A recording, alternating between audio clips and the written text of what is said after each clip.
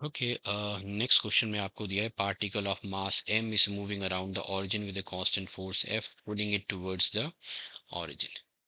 तो ऑरिजिन ले लेते हैं, इसके around particle of mass m जो है वो ऐसे घूम रहा है, तो that means it's describing a circular path and it's being pulled towards the centre with the constant force.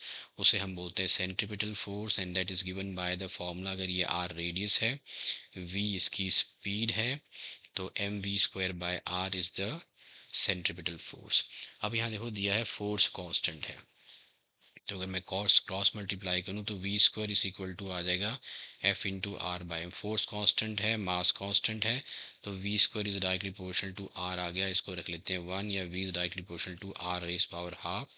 Less this be the first set of equation, मैंने यहाँ पे रख लिया। अब इस क्वेश्चन को अगर मैं आगे पढ़ूं तो Bohr's model is use to describe इस मोशन। अगर हम बोर मॉडल यूज कर लें तो radius of the nth orbit and the particle speed with the orbit depends on इनमें से गिवन ऑप्शंस। तो कि बोर्स मॉडल अगर हम यूज करें मोशन के लिए, तो अकॉर्डिंग टू बोर्स जो सेकंड पोस्टुलेट है,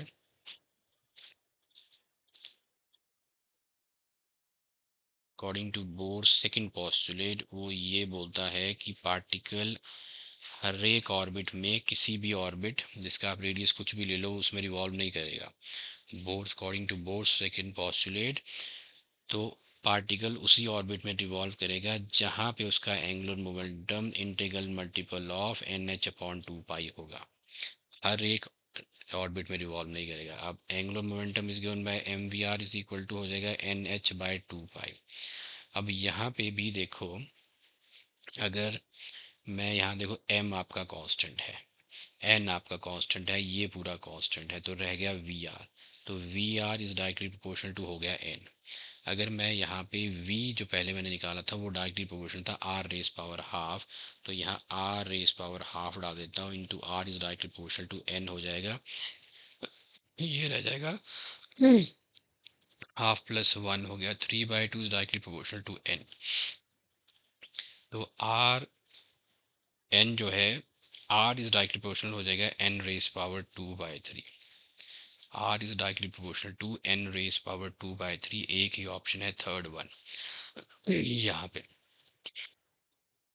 v भी निकाल लेते हैं। यहाँ r की वैल्यू देखो इन टर्म्स ऑफ n मैं यहाँ सब्स्टिट्यूट कर देता हूँ v में। तो v is directly proportional to r था directly proportional to n raise power 2/3, तो मैंने यहाँ डाल दिया n रेस पावर 2/3, बाहर है हाफ, ये कैंसिल हो गया। v is directly proportional to n raise power 1/3, ये भी आ गया।